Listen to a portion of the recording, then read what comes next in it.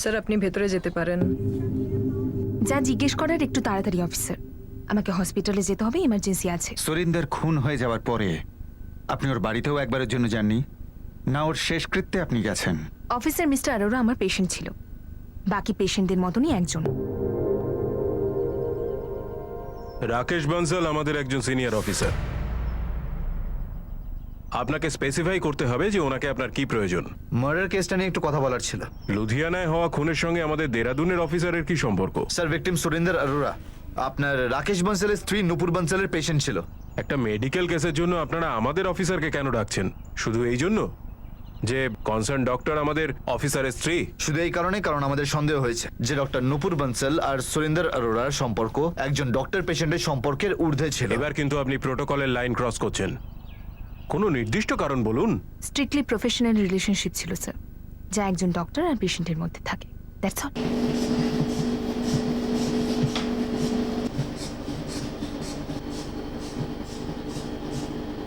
আমি শুনেছি আপনাদের দুজনের মধ্যে সম্পর্ক ছিল, কথাটা সত্যি? ভুল শুনেছেন আপনি, অন্য কিছু।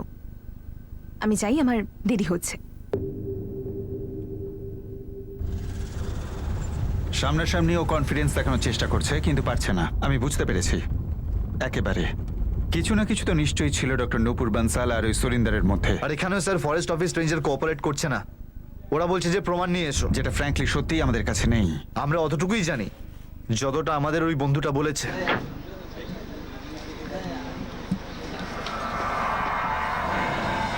হরিয়ানা, হিমাচল, দিল্লি প্রত্যেকটা স্টেটে তল্লাশি চলছে স্যার, কিন্তু এই গাড়ির কোনো খবর পাওয়া যায় না। এতক্ষণে তো গাড়িটার পুরো পোস্টমর্টম করে ছেড়েছে, টুকরো টুকরো করে দেশের বিভিন্ন জায়গায় বেচে দিয়েছে। কিন্তু সুরিন্দরের সঙ্গে ওই ডক্টর নূপুরের সম্পর্ক আর এই গাড়ি, দুটোর মধ্যে কি সম্পর্ক আছে? সুপারি ডিলে হয়তো ইনভলভ হয়েছিল স্যার, ভাড়ার গুন্ডারা নিজেদের জন্য রেখেছিল। কিন্তু সুপারি মার্কেট থেকে ইনফরমেশন তো জিরো।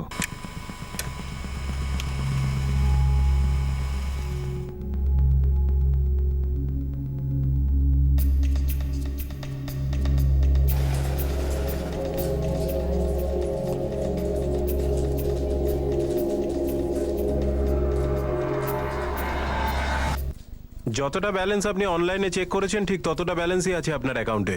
আচ্ছা, এমন কোনো ট্রানজ্যাকশন হয়েছে কি যেটা অ্যাকাউন্টে রিফ্লেক্ট হয়নি? স্যার যদি এরকম হতো তাহলে এসএমএস কিংবা ইমেলে আপনি সেটা জানতে পারতেন।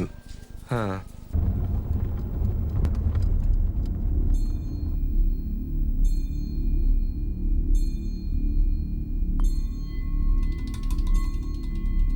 একটা কথা শুনে নে, এই ব্যাংক ট্যাঙ্কের কথা বলিস না আমার সামনে। আমি আমার কাজ করে দিয়েছি আর সেই টাকা আমার যেভাবে হোক আরে চাই। টাকা কোথায় পালাচ্ছে দাদা? আগে যেতে তো দাও অ্যাকাউন্টে। তোমার টাকা আমি তোমাকে ঠিকঠাক দিয়ে দেবো বললাম তো। এত টুকরো করব আমি তোর যে তোর বাড়ির লোক গুনতে গুনতে হাঁপিয়ে যাবে। দেখো দাদা, আমাকে এসব হুমকি টুমকি দিও না। তোর আসল রূপ আমি বুঝে গেছি। এক তো কাজ করতে বলিস, তারপর তুই সেই পয়সা দিতে অস্বীকার করিস। মাথা খারাপ করিস না আমার, টাকা চাই আমার, ব্যাস।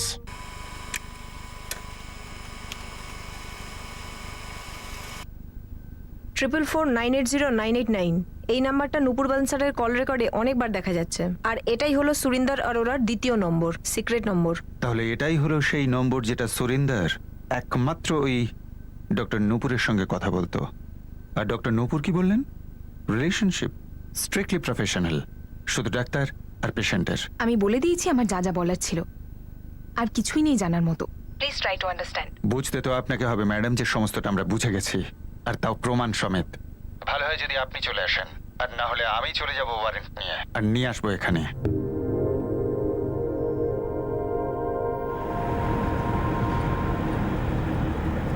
স্যার ডক্টর বানসালের ফোন রেকর্ডসের বাকি সমস্ত নাম্বার স্ক্যান করা হয়েছে, অল ক্লিন স্যার, সব পেশেন্টদের নাম্বার। সেটা এই কারণে, কারণ সবাই কিছু না কিছু নিশ্চয়ই জানতো। কিন্তু এই প্লটিং, এই মার্ডার, এটা অন্য কেউ করেছে সোনিয়া।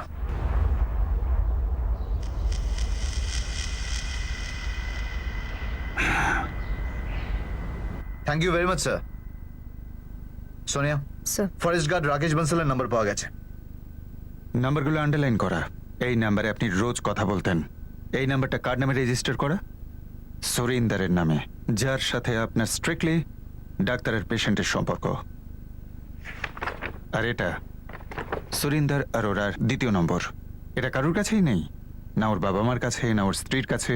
ও একজনের সাথেই কথা বলতো, সেটা হলো স্ট্রিক্টলি প্রফেশনাল ডক্টর নূপুর পেন্সিলের সাথে।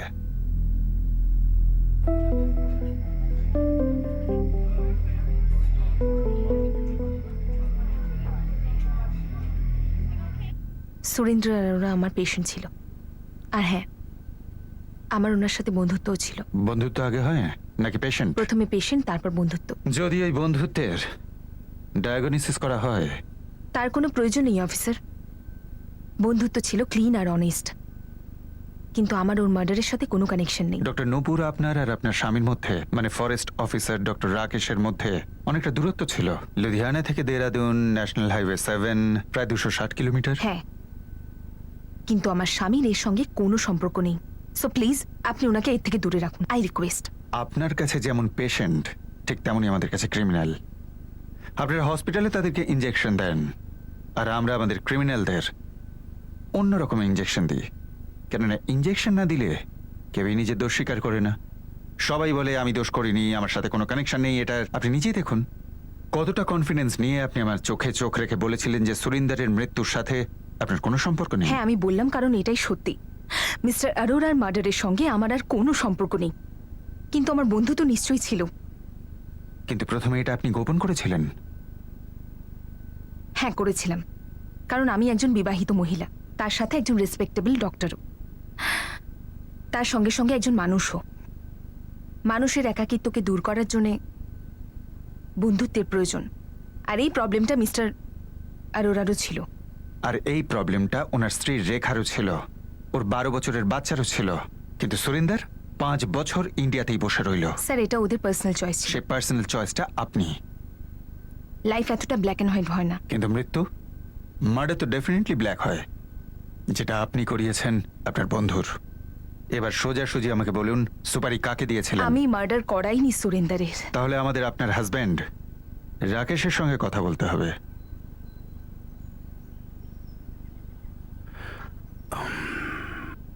স্যার, রাকেশ, আমারও বলতে খুব খারাপ লাগছে, কিন্তু রুলসটা তো rules.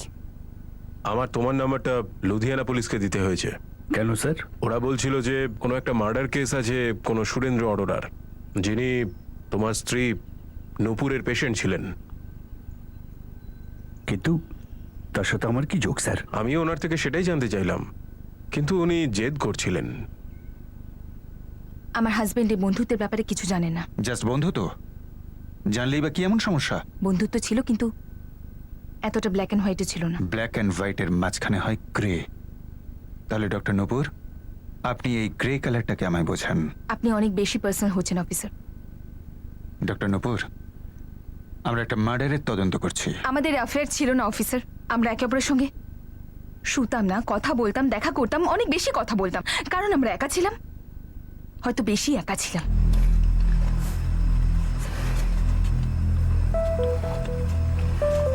It's okay, I understand. কিছু এক্সপ্লেন করার দরকার নেই। থ্যাঙ্কস, তার মানে ওনারা পুরো 2 মাস এখানে থাকবেন? That's correct. আসলে বান্টির আবার স্কুল শুরু হয়ে যাবে, আর ও ফেরার সময় খুব জেদ করবে, সেটাও আমি জানি, যে আমি যেন ওর সঙ্গে নিউ ইয়র্কে ফিরে যাই। আমি তোমাকে বোঝাতে পারবো না আমি কতটা ব্যথা পাই তখন। আমার জীবন, আমার বান্টি। কিন্তু আমার ফিরে যেতে আর ইচ্ছেই করে না। আমরা একে অপরকে সবকিছু বলতাম, এটাও বলতে পারেন যে একে অপরকে খুব সাপোর্ট করতাম, কিন্তু সেটা না যেটা আপনি প্রমাণ করতে চাইছেন। প্রমাণ করা তো একজন উকিলের কাজ। আমরা তো এখানে একটা ল্যাবরেটরির মতো কাজ করি, ডিটেল রিপোর্ট তৈরি করি, তারপর আদালতে পেশ করি, সমস্ত সাসপেক্টকে মাইক্রোস্কোপের নিচে রাখি, তারপর প্রমাণগুলো পরপর সাজিয়ে নিয়ে রহস্য উদ্ঘাটনের চেষ্টা করি। আর এই মুহূর্তে আমাদের মাইক্রোস্কোপের নিচে রয়েছেন আপনি, আর পসিবিলিটি হচ্ছে জেলাসির। কিন্তু আমি কোনো জেলেসি ফিল করিনি। আমি একজন ম্যারিড, আর আমার নিজের বাউন্ডারি জানা আছে। আমি আপনার জেলাসির কথা কখন বললাম? দেহরাদুন এখান থেকে বেশি দূর নয়। রাকেশ এখানে 6 মাসে হার্ডলি 15 দিনের জন্য আসে। অবভিয়াসলি আমি কেন আমার বন্ধুত্বের ব্যাপারে ওনাকে বল? কিন্তু এটা তো অবভিয়াস, তাই না, যে আপনি না বললে ও জানতেই পারবে না? এটাও তো অবভিয়াস নয় যে সুরিন্দার রেখাকে এই ব্যাপারে কিছু বলেনি। আর আমরা যখন সম্পর্ক আর জেলাসির কথা বলি, তো নিউ ইয়র্ক এখান থেকে বেশি দূর নয়। নজর রাখো ওই ডক্টর নূপুর বানসালের ওপর। আমাকে রুল আউট করছি না।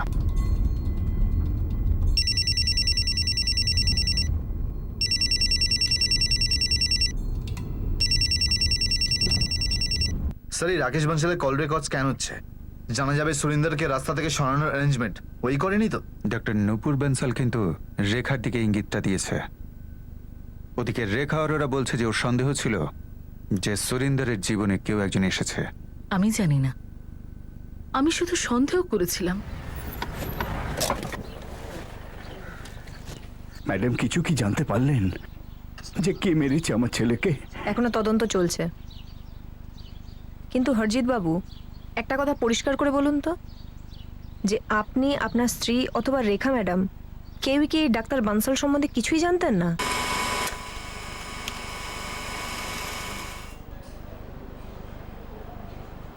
আমাদের তো সুরেন্দ্র কখনো তার মাইগ্রেনের সম্পর্কে কিচ্ছু বলেনি, সমস্ত কিছু তার ভেতরে রেখে দিত। রেখাকেও কোনোদিন কিছু বলেনিও। হরজিৎ বাবু, এটা কি করে হতে পারে যে সুরিন্দরের এখানে কন্টিনিউ থাকাটা আপনার কখনো খটকা লাগেনি? দেখুন হরজিৎ বাবু, কিছু তো ব্যাপার ছিল যে কারণে আপনার ছেলে সুরিন্দর বিগত 5 বছর ধরে নিউ ইয়র্ক ফিরে যেতে মানা করছিল। ও ওখানেই জন্মেছিল ম্যাডাম, আর আমরা সবাই একসঙ্গেই সেখানে থাকতাম। রেখা, ও কি ওখান থেকেই? আজ্ঞে হ্যাঁ, ওদের লাভ ম্যারেজ ছিল, আর আমরাও তাড়াতাড়ি হ্যাঁ বলে দিয়েছিলাম। ওদেরও অন্যান্য স্বামী স্ত্রীর মতোই ওদের মধ্যে ঝগড়া হতো।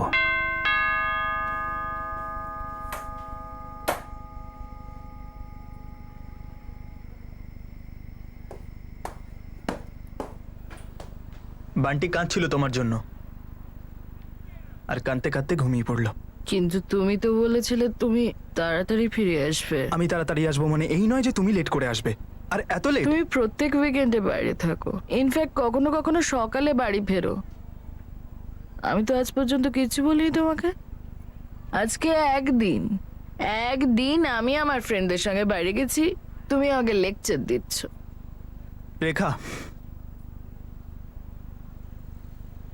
বিয়ের পর কিন্তু তুমি খুব বদলে গেছো।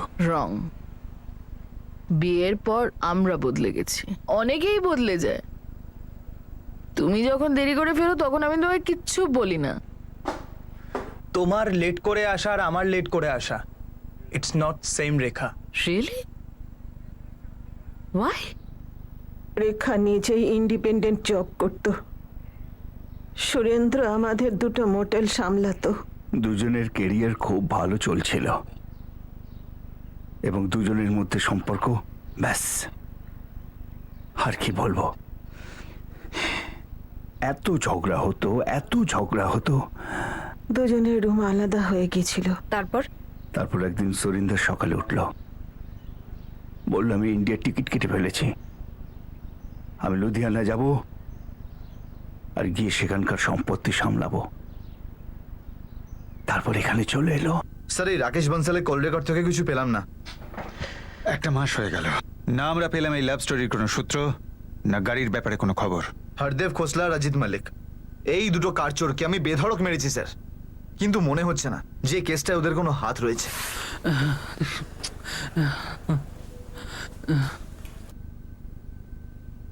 স্যার, সুরিন্দরের পেরেন্টস নিউ ইয়র্ক ফিরে যেতে চায়। ওরা ওদের একমাত্র ছেলের খুনিকে গারদের পিছনে দেখে তবেই যাবে। বারণ করো ওদের। Yes sir. উনি সোনিয়াকে বলেছেন স্যার যে সুরিন্দর আর রেখার বিয়ের পর নিউ ইয়র্কে নাকি অনেক ঝামেলা হতো, নিজেদের মধ্যে খুব অশান্তিও করতো। এরকম আবার হয়নি তো স্যার যে রেখা নিউ ইয়র্কেই বসে বসে রিমোট কন্ট্রোল দিয়ে সুরিন্দরকে খুন করে দিল? যদি এটা হয়ে থাকে তাহলে প্ল্যানিং হয়েছিল 1 বছর আগে, যখন রেখা বান্টির ছুটিতে এখানে এসেছিল। লাভটা খোঁজো। সুরিন্দরকে মেরে রেখার লাভটা কি হতো? এটাই যে সুরিন্দরের সমস্ত প্রপার্টি রেখা পেয়ে যাবে, কিন্তু ও তো সেটা এমনিই পেত। স্যার, এটা তখনই হতো যদি রেখা ও স্ত্রী অবস্থাতেই থাকতো, কিন্তু যদি এখানে সুরিন্দর এই প্ল্যানিং করে রাখে যে ও রেখাকে ডিভোর্স দিয়ে নূপুরকে বিয়ে করে নেবে, তাহলে কিন্তু স্যার রেখার ভালো রকম একটা লোকসান হতো, আর ও হয়তো এই প্ল্যানিং এর খবর আগেই পেয়ে গিয়েছিল। এমনিতে রেখা অরোরা আমাদের কিন্তু একটা হিন্টস দিয়েছিল যে সুরিন্দরের নিশ্চয়ই কোনো একটা অ্যাফেয়ার আছে। এই রেখার নতুন অ্যাঙ্গেলটাকে জাজ করা একটু কঠিন হবে স্যার। এক তো আমেরিকায়, আর দ্বিতীয়ত আমার ওদের বিরুদ্ধে কোনো প্রমাণও নেই, কোনো লিডও নেই স্যার। লিডস তো আমাদের কাছে কোনো ব্যাপারটাতেই নেই মেহরা, তবু দেখা যাক। This is too much inspector. আপনি ঘুরিয়ে ফিরিয়ে আমাকে কেন ডিস্টার্ব করছেন? আপনি বুঝতে পারছেন যে আমার ম্যারিড লাইফে কতটা স্ট্রেন পড়ছে? স্ট্রেন আমাদের জন্য পড়ছে না ডক্টর নূপুর, যে মানুষটার সঙ্গে আপনার বন্ধুত্বের সম্পর্ক ছিল সে খুন হয়েছে, আর সেটাই অনেকগুলো লোকের মুখোশ খুলে গেছে। বোঝাতে পারছি? তো প্লিজ আপনি সেই লোকগুলোর উপর ফোকাস করুন আর আমাকে একা থাকতে দিন। দেখুন ইন্সপেক্টর, আমি আপনাকে আগেই বলে দিয়েছি যে আমার সঙ্গে মিস্টার আরোরা শুধু বন্ধুত্ব ছিল। হ্যাঁ, আমরা যদি সিঙ্গেল হতাম তাহলে রোম্যান্স অথবা ফিউচারের কোনো সম্ভাবনা ছিল, কিন্তু আমি প্রথমেই ক্লিয়ার করে দিয়েছিলাম যে আমি নিজের বিয়েটা ভাঙতে পারবো না। আর মিস্টার আরোরারও সেম ভাবনা ছিল। এখন ওনার ওয়াইফকে নিয়ে ওনার যদি কোনো প্রবলেম থাকতো তাহলে সেটা আমি জানি না। আর উনি নিজের বিবাহিত জীবনের সমস্যা আমাকে কখনো জানায়নি। আপনারা বলছেন যে বৌমা আমাদের ছেলেকে... দেখুন স্যার, আমরা কিচ্ছু বলছি না, আমরা শুধু জিজ্ঞেস করছি যে আপনার বৌমা রেখা এরম কিছু করতে পারে। আচ্ছা একটা কথা বলুন, যখন আপনার বৌমা নিউ ইয়র্ক থেকে এখানে আসে লুধিয়ানায়, তখন নিশ্চয়ই কোনো লোকাল নাম্বার ইউজ করেনও। আমরা তো জানি না, আমাদের কাছে নিউ ইয়র্কের একটাই নম্বর আছে। সেটাই সব থেকে বড় প্রবলেম হতে পারে। রেখা ফরেন ন্যাশনাল, তার উপর ইউএস সিটিজেন। ওর ব্যাপারে তদন্ত করা আপনাদের মনে হয় একটু কমপ্লিকেটেড হয়েছিল। সম্ভবত এই কারণেই আপনারা কেসটাকে ফোন রেকর্ডের মাধ্যমে সামনে আনছিলেন না। আসলে এই কেসটা নিয়ে সমস্ত জায়গা থেকে একটা ব্ল্যাঙ্ক রেসপন্স আসছিল। আমাদের জবরদস্ত ইনভেস্টিগেশন সত্ত্বেও আমরা ওই লোকটা সম্পর্কে কোনো তথ্যই পাচ্ছিলাম না যে খুনের দিন সন্ধেবেলা সুরেন্দারের অফিসে এসেছিল। সুরেন্দর অরোরাকে খুনের প্ল্যান অবশ্যই করা হয়, কিন্তু সেই সঙ্গে সাইমালটেনিয়াসলি লুধিয়ানাতে আরও কিছু হয়েছিল, আরও একটা খুন। আমরা সেই খুনটাকে সুরেন্দর অরোরার খুনের সঙ্গে যুক্ত করতে পারছিলাম না। আর আরেকটা মার্ডার কেস অন্য কোনো পুলিশ স্টেশনে ছিল বোধহয়। হ্যাঁ, কিন্তু আমাদের কেসের ব্রেক থ্রুটা ওই কেসের ফাইলে ছিল, কিন্তু আমরা ওই কেসটায় ডাইরেক্টলি যাইনি। ন্যাচারালি ডেড এন্ডে পৌঁছানোর ফ্রাস্ট্রেশন আমাদের গ্রাস করেছিল। আর তারপর আমার দেখা হয় আমার এক ব্যাচমেটের সঙ্গে, আর এই দেখা হওয়াটা এই কেসটাকে দেখার একটা নতুন দিক খুলে দিল। কিন্তু আমাদের কেসের ব্রেক থ্রুটা ওই কেসের ফাইলে ছিল, কিন্তু আমরা ওই কেসটায় ডাইরেক্টলি যাইনি। ন্যাচারালি ডেড এন্ডে পৌঁছানোর ফ্রাস্ট্রেশন আমাদের গ্রাস করেছিল। আর তারপর আমার দেখা হয় আমার এক ব্যাচমেটের সঙ্গে, আর এই দেখা হওয়াটা এই কেসটাকে দেখার একটা নতুন দিক খুলে দিল। গুরদীপ, রেখা অরোরা ইউএস সিটিজেন, এখন ওখানেই আছে। কোশ্চেনিং এর জন্য এখানে আনা নেক্সট টু ইম্পসিবল নয়, বরং টোটালি পসিবল। যদি নিয়েও আসি তবু কেসটা তো হবে না। শুধু এইটুকুনি প্রমাণ আছে যে স্বামী স্ত্রীর মধ্যে সম্পর্ক ছিল না। এই রেখা অরোরা প্রতি বছর আসতো তার বাচ্চা বান্টিকে নিয়ে 2-3 মাসের জন্য। তো সেই সময় ও যে লোকাল নাম্বারটা ইউজ করতো, সেই নাম্বারটা তোর কাছে নেই? ওর পেরেন্টসটা বলছে যে ওই নম্বরটা ওরা কেউ জানে না। আমাদের কাছে দ্বিতীয় কোনো উপায় ছিল না ওই নম্বরটা পাবার। এই কাজটা অবশ্যই ঝামেলার। তোর হাতে একটা অ্যাঙ্গেল আছে যেটা তুই ঠিক মতো এক্সপ্লয়েট করছিস না। এক্স্যাক্টলি। এই যে আমেরিকান ফোন কোম্পানি, এরা রেখার ফোন রেকর্ডস কিছুতেই আমাদের দেবে না, অন্তত স্ক্যান করতে তো কিছুতেই দেবে না। এই রেখাকে নিউ ইয়র্ক ফিরে যেতে দেওয়াটা একেবারেই ঠিক হয়নি। যদি তুই ওই রেখা অরোরাকেই সাসপেক্ট বলে মেনে চলিস, তাহলে একটা পদ্ধতি আছে। একটু পাগলামি বটে। বল। এমনিতে এই কেসটাতে পাগলামি তো হচ্ছেই। যে লোকটা সুরিন্দারের সঙ্গে দেখা করতে এসেছিল, ধরে নে ও এক্স, তো এই রেখা অরোরা হয়তো ওই এক্সকে সুপারি দিয়েছিল সুরিন্দর অরোরাকে মারবার জন্য। আর কাউকে সুপারি দেওয়ার প্রমাণ পর্যন্ত নেই। সুপারি হয়তো নিউ ইয়র্ক থেকে দেওয়া হয়েছিল। আরে ওখান থেকে কোনো প্লাস্টিক বা নিউজ পেপারে মুড়ে ক্যাশটা তো আর পাঠায়নি, কোনো অন্য উপায়ে ক্যাশ ট্রান্সফার হয়েছে। আর কাজটা শেষ হয়ে যাবার পরে বাকি ব্যালেন্স। তারপর বল। তো এই রেখা অরোরা ওখান থেকে সুপারি কন্ট্রাক্টরের সঙ্গে কথা বলে। কিন্তু অনিল, আমরা আবার সেই একই পয়েন্টে ফিরে এলাম। কিন্তু আমেরিকান ফোন কোম্পানি থেকে রেখার কল রেকর্ডস আমরা কিছুতেই পাবো না। না পাওয়া যাক, কিন্তু এখানে তো ফোন রেকর্ডস পাওয়া যাবে। কোন নম্বরের কথা বলছিস? লুধিয়ানায় যতগুলো ফোন কোম্পানির নেটওয়ার্ক আছে, ছোট বড় অপারেটরস আছে, সবার ওদের সবাইকে রেখার ইউএস এর নাম্বারটা দে, সঙ্গে স্ট্যান্ডিং অর্ডার, যেন ওরা খোঁজ করে এই নাম্বার ওদের কোন কাস্টমারের ফোন রেকর্ডসে রিফ্লেক্ট করছে। সে তো কয়েক লাখ নম্বর। যদি রেখা ষড়যন্ত্র করে, তো এখানে সুপারি কন্ট্রাক্টরের সঙ্গে কথা নিশ্চয়ই হয়েছে, বা কারুর না কারুর সঙ্গে কথা হয়েছে, তো ওর সেই নাম্বার এখানে লোকাল নাম্বারের ফোন রেকর্ডসে রিফ্লেক্ট করবেই। বাস তোর হাতে এমন কিছু না কিছু আসবে যাতে কেসটা সামনে এগোবে। এই কাস্টমারের ডিটেলস বার কর, উঠিয়ে নে সালাকে। পাগলের আইডিয়া, কিন্তু কাজে আসবে। Sir, all in all Ludhiana সিটিতে অন্তত 6টা সেলফোন সার্ভিস প্রোভাইডার রয়েছে।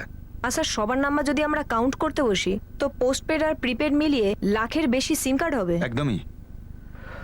তোমরা এই 6টা সার্ভিস প্রোভাইডারের হেডের সঙ্গে কথা বলো, আর ওদের এই নিউ ইয়র্কের নাম্বারটা দাও। 0012198785 আর ওদের বলো যে এই নাম্বারটা ওদের সিস্টেমে রান করাতে আর খোঁজ নিতে যে এই নাম্বার থেকে ওদের কোন সিমে কতগুলো কল হয়েছে মার্ডারের আগে। কেননা আমরা জানি না যে রেখা ওরা কতদিন ওদের কন্ট্যাক্টে রয়েছে, কিন্তু 22 এপ্রিলের পরে মার্ডারের পরে ইনফর্ম করার জন্যে আর বাকি অ্যামাউন্টের জন্য নিশ্চয়ই অনেক ফোন করা হয়েছে, অবশ্যই করা হয়েছে। স্যার এটা তো অন্ধকারে তীর চালানোর সমান হবে। কিন্তু তবুও তীরটা চালাতে হবে এবং পুরো শক্তি দিয়ে চালাতে হবে, এতটা শক্তি দিয়ে যাতে লুধিয়ানা থেকে ওটা সোজা নিউ ইয়র্ক পৌঁছে যায়। আমি সাব ইন্সপেক্টর বিকাশ মেহরা কথা বলছি। আই নো এটা ইম্পসিবলের মতো, কিন্তু ইম্পসিবল আদৌ নয়। হ্যাঁ ঠিক, একদম তাই। এটা নিউ ইয়র্কের নম্বর, নোট করুন। আপনি আপনার অফিস থেকে একটা আর্জেন্ট অর্ডার ইস্যু করুন যাতে কাজটা তাড়াতাড়ি হয়। হ্যাঁ হ্যাঁ, অনেক বড় কাজ। আমাদের কাছে এই অ্যাঙ্গেলটা রুল আউট করার দ্বিতীয় পথ নেই।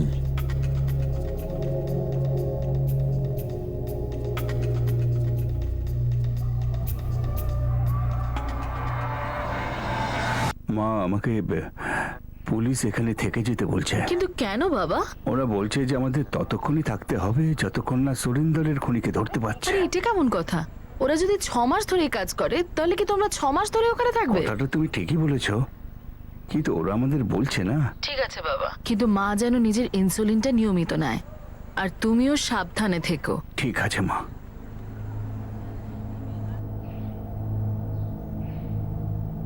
এখনো কি পুলিশ রেখাকেই সন্দেহ করছে?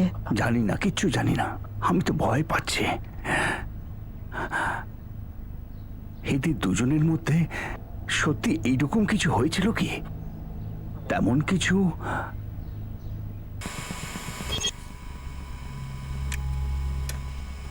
14 এপ্রিল আমেরিকা থেকে ফোন এসেছিল। 22 এপ্রিল এখান থেকে ফোন করা হয়েছিল রেখা অরোরার নাম্বারে। এরপর 9th মে আর রেখা অরোরার ফোনের শেষ কল 16th মে। বিচুলির গাদা থেকে নয়, বিচুলির ক্ষেত থেকে ছুঁচ পাওয়া গেল। আর এই নম্বরটা 4432143221 কোন সন্দীপের নামে রেজিস্টার করা। রেজিস্ট্রেশন ফর্মটা বার করো।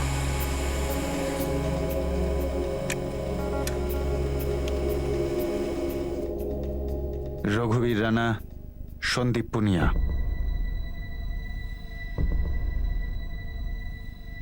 স্যার সন্দীপ পুনিয়া সুরিন্দর আরোরাকে চেনে, কিন্তু ওর নাম্বার সুরিন্দর আরোরার দুটো ফোন রেকর্ডসেই শো করছে না। বিগত 1 বছরের রেকর্ডসেও নয়। কিন্তু তাহলে দুজনের কানেকশনটা কি? স্যার 3 বছর আগে সুরিন্দর আরোরার বাবা হরজিৎ বাবু নিজের বাংলোর সামনে একটা শপে ইনভেস্ট করেছিল। এটাও তো ওই সন্দীপ।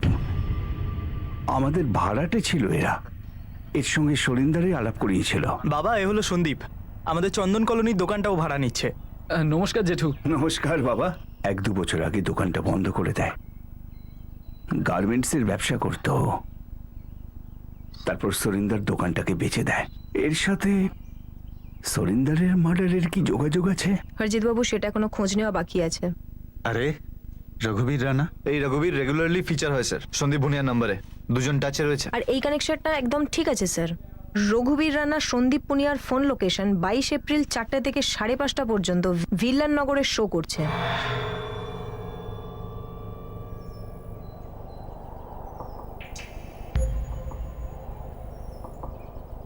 এই মুহূর্তে দুজনের ফোন অ্যাক্টিভ স্যার।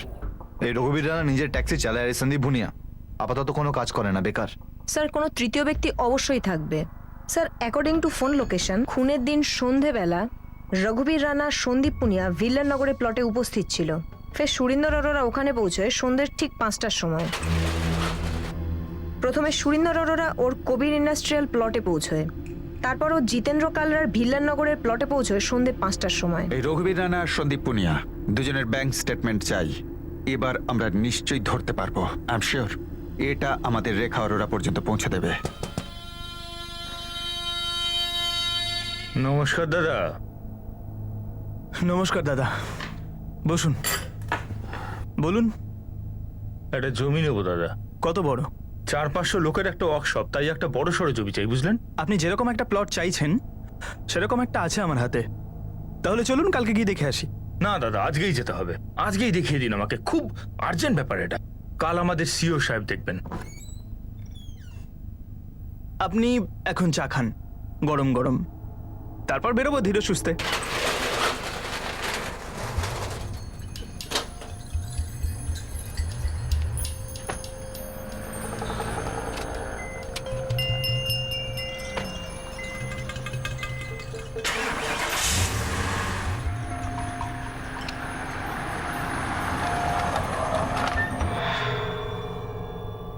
আরে 4:30 বেজে গেল তো।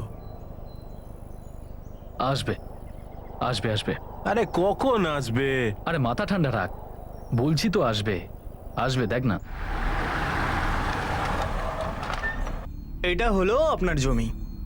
ভালো করে দেখুন, আপনার ওয়ার্কশপের জন্য একদম ঠিকঠাক জায়গা। হ্যাঁ, জমিটা তো বেশ ভালোই, কিন্তু একটু ছোট মনে হচ্ছে। ছোট কোথায় স্যার, এই যে দেখুন কত বড়। আপনি একটা কাজ করুন, নেমে আমরা একটু রাউন্ড মেরে আসি।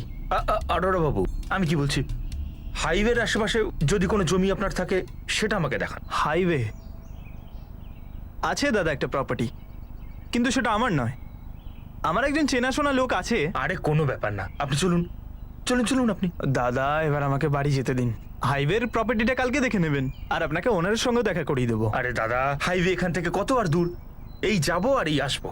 ও দাদা, এই যাওয়া এই আসাতে না 8 ঘন্টা লাগবে। তাতে কি, 8 ঘন্টা তো কথায় কথায় কেটে যাবে। চলুন আপনি। ঠিক আছে, যেমনটা আপনি চাইছেন। চলুন চলুন চলুন দেখে আসি জমিটা। তুই মুখ খুলেছিস না? হ্যাঁ, আমি খুলেছি? হ্যাঁ, মুখ আমি খুলেছি না তুই খুলেছিস? আরে আমি কেন মুখ খুলবো? ভাই, এরা আমাদেরকে ফাঁসিয়ে দিয়েছে। কি বলছিস? এত বড় ধোকা? হ্যাঁ,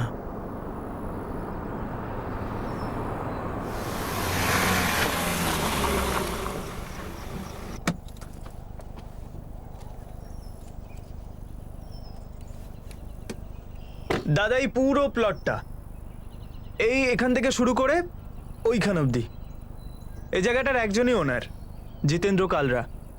কাগজপত্র ঠিকঠাক। জমিটা তো খুব ভালো, সুপার আছে। ওনার টাকা কত চাইছে? দাদা টাকার কথা এখন কি বলবো, কালকে সকালবেলা দেখা করে কথা বলি। ঠিক আছে দাদা, তাহলে কাল 10টার সময় দোকানে মিটিংটা রাখছি। আমি ওখানে জিতেন্দ্র কালরাকেও ডেকে নেবো, আর ওখানেই বসে সব কথাবার্তা সেরে নেবো। দাদা আমার কমিশন নিয়ে কোনো চিন্তা করবেন না, এমনিতেও আমি অন্যদের মতন ক্লায়েন্টের গলা কাটি না। কিন্তু আমি তো কাটি, আর এখন তোরটা কাটবো। কি? নমস্কার দাদা। সন্দীপ, তুই এখানে? এনি এসব কি হচ্ছে? মার্ডার মার্ডার করা হবে বন্ধুকে।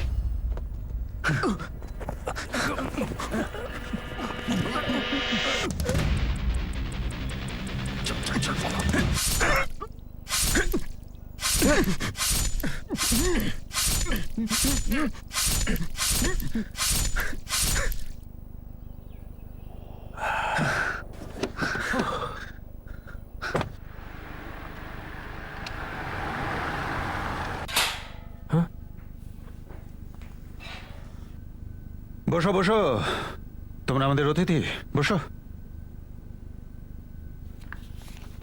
Bank statement, phone record, America, 2রা এপ্রিল 2016, 3 লাখ টাকা যেটা উইথড্র হয়েছে। তারপর 10ই মে 1 লাখ টাকা ট্রান্সফার হয় রঘুবীর তোমার পার্সোনাল অ্যাকাউন্টে। তারপর কোনো ট্রান্সফার নেই। এরপর 16ই মেতে সন্দীপ তুমি ফোন করেছিলে আমেরিকার নিউ ইয়র্কে। তোমার লাস্ট কল রেখা আরোরাকে। তার মানে কাম খতম, পয়সা হাজম। তোদের দুজনের কাছে পৌঁছতে আমাদের অনেক ঝামেলা পোহাতে হয়েছে। এবার যদি মিথ্যে বলিস কিংবা না বলার চেষ্টা করিস তাহলে রুল দিয়ে তোদের একবারে শেষ করে দেব। এখন আর না বলে কি লাভ স্যার? সবচেয়ে বড় ধোকা তো আমাদের দুজনের সঙ্গে হয়েছে। সবকিছু হওয়ার পরেও আমরা তো স্যার পুরোপুরি ফেঁসে গেলাম। তাহলে রুল দিয়ে তোদের একবারে শেষ করে দেব। এখন আর না বলে কি লাভ স্যার? সবচেয়ে বড় ধোকা তো আমাদের দুজনের সঙ্গে হয়েছে। সবকিছু হওয়ার পরেও আমরা তো স্যার পুরোপুরি ফেঁসে গেলাম। রেখা ম্যাডাম, একটা সীমা আছে। আমি 2 দিন ধরে ব্যাংক ঘুরছি, ওরা এখনো বলছে যে আপনি এখনো ট্রান্সফার করেননি আমার নামে। আমি বললাম তো টাকা ট্রান্সফার হয়ে যাবে, এত স্ট্রেস নিও না। আরে পেয়ে যাবে, এমন তো নয় যে আমি পালিয়ে যাচ্ছি। তুমি এত জেদ কেন করছো? রেখা ম্যাডাম, আমি এরকম করছি না, রঘুও করছে না। ও যা করার বীরু করছে। আর শুধু জেদ ধরছে না, আমাদের দুজনকে প্রাণে মারার হুমকিও দিচ্ছে। What nonsense! সত্যি বলছি আমি। আপনি তো নিউ ইয়র্ক থেকে এসে আবার ফিরেও গেলেন, কিন্তু আপনি যেমন বলেছিলেন দ্বিতীয়বারের জন্য আপনাকে কন্ট্যাক্ট করিনি আমরা। ম্যাডাম, কিন্তু এই বীরু আমাদের মাথায় উঠে বসে পড়েছে। ও যদি একবার রেগে যায় না, তাহলে আমাদের ধরে মাথা থাকবে না আর। এত কাঁদার কিছু নেই, টাকা দুদিনে ট্রান্সফার হয়ে যাবে।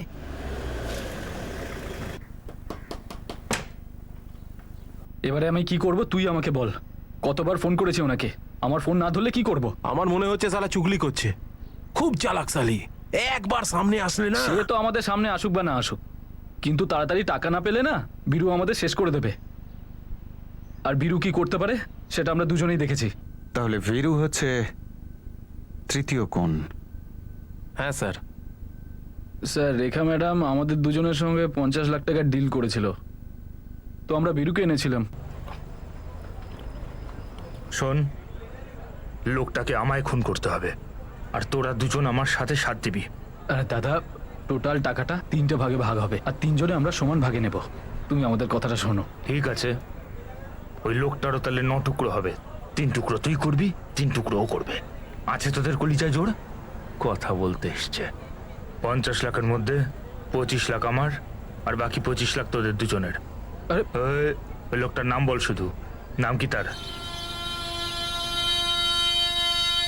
প্ল্যানিং কবে হয়, কোথায় হয়? লুধিয়ানায়, যখন গত বছর রেখা অরোরা এসেছিল আমেরিকা থেকে। হ্যাঁ স্যার, স্যার গত বছর যখন উনি এখানে এসেছিলেন তখন বসে আমাদের সঙ্গে কথা বলেন। এই বছরে ওনার ফোন এসেছিল। আপনি শিওর থাকলে ঠিক আছে, যখন করতেই হবে তাহলে করে দেব। কিন্তু রেখা ম্যাডাম, আপনি যে কাজটা আমাকে করার জন্য বললেন মার্ডারের, সেটার জন্য আমাদের কোনো প্রফেশনালকে হায়ার করতে হবে। আমি তোমার রেসিপি শুনতে চাই না, না শপিং লিস্ট। আমি রেজাল্ট দেখতে চাই।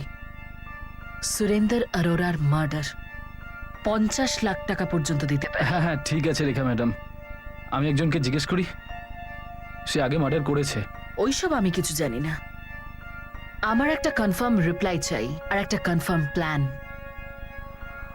আমি অ্যাডভান্স তাড়াতাড়ি পাঠিয়ে দিচ্ছি।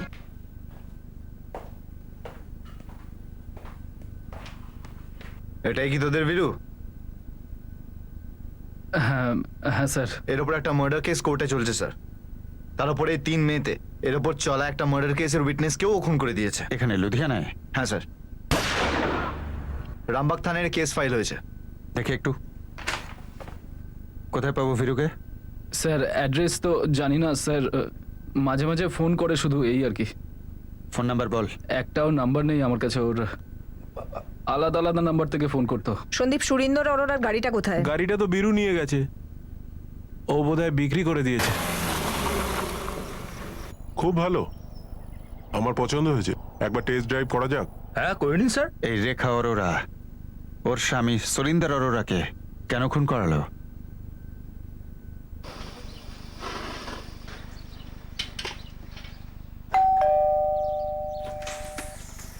নমস্কার ম্যাডাম। নমস্কার। আরোরা বাবু আছেন বাড়িতে? না, ও তো বাড়িতে নেই। আপনি কি? আগে আমি ওনার চন্দন কলোনির দোকানের ভাড়াটিয়া, সন্দীপ আমার নাম। এই যে এই ভাড়াটা দিতে এসেছিলাম। আপনি আমায় দিতে পারেন, আমি ওনার ওয়াইফ। আচ্ছা, আমি জানি আপনি ওনার ওয়াইফ। আচ্ছা, কি করে? আপনি যেভাবে ইংরেজি বলছেন, যে কেউই বুঝে যাবে যে আপনি এনারাই। স্মার্ট। হ্যাঁ, থ্যাংক ইউ।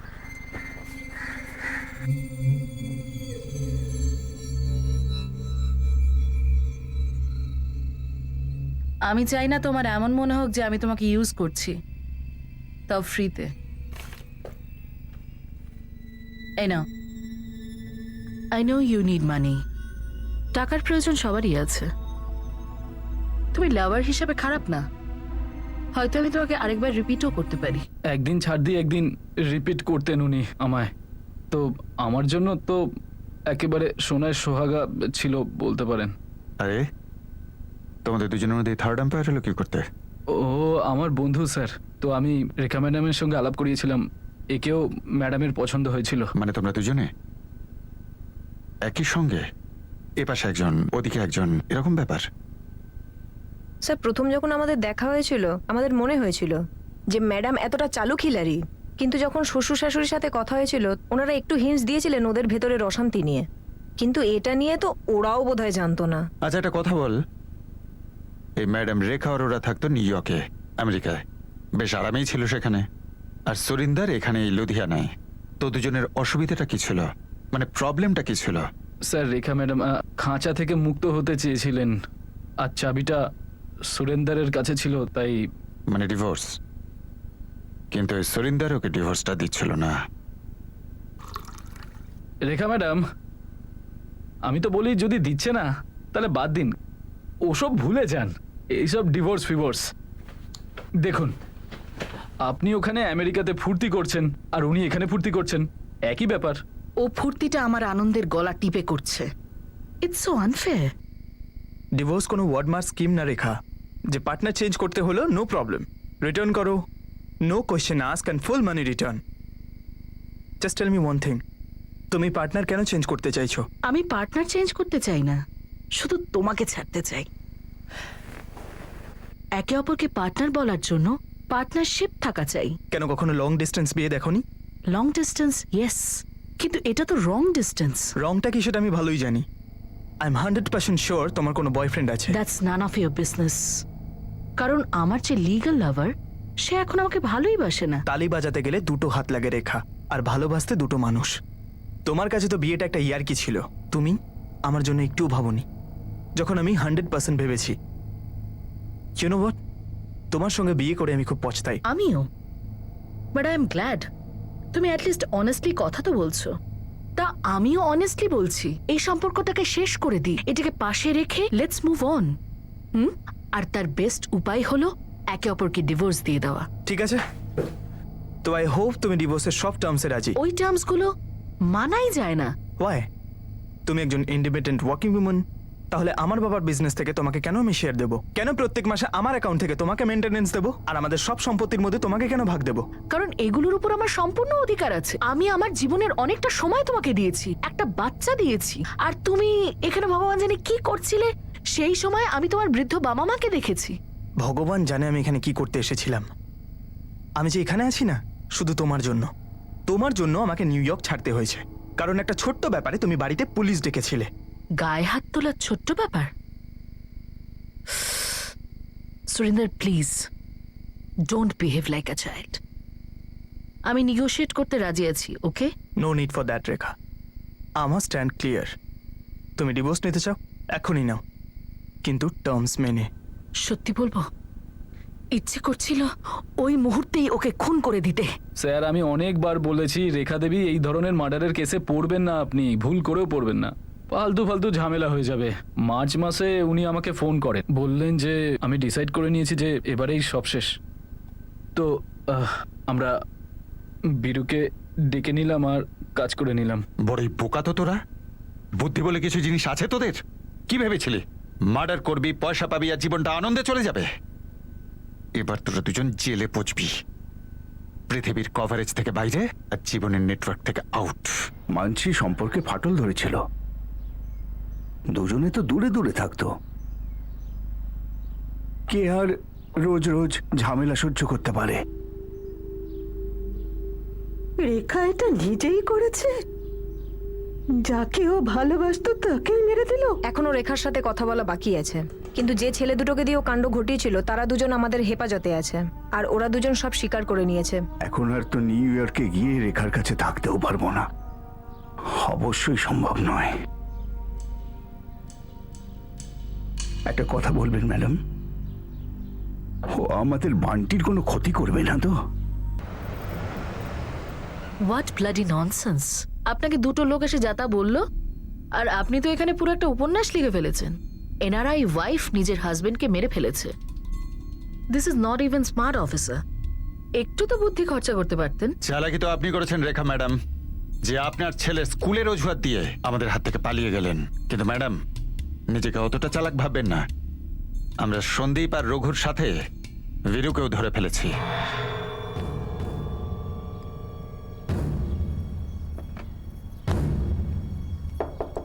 আরে কেবে? রুম সার্ভিস, রুমটা পরিষ্কার করতে হবে।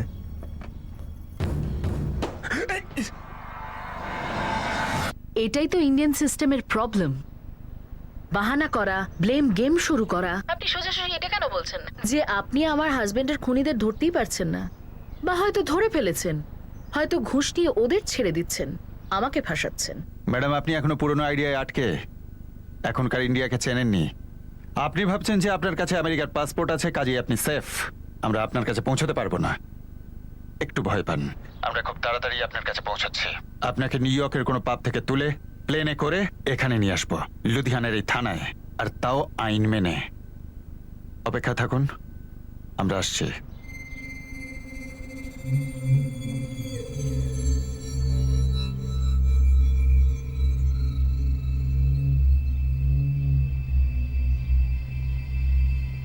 সুরিন্দরের গাড়ি ট্রেস হয়েছে স্যার, আমরা বাজেয়াপ্ত করে নিয়েছি।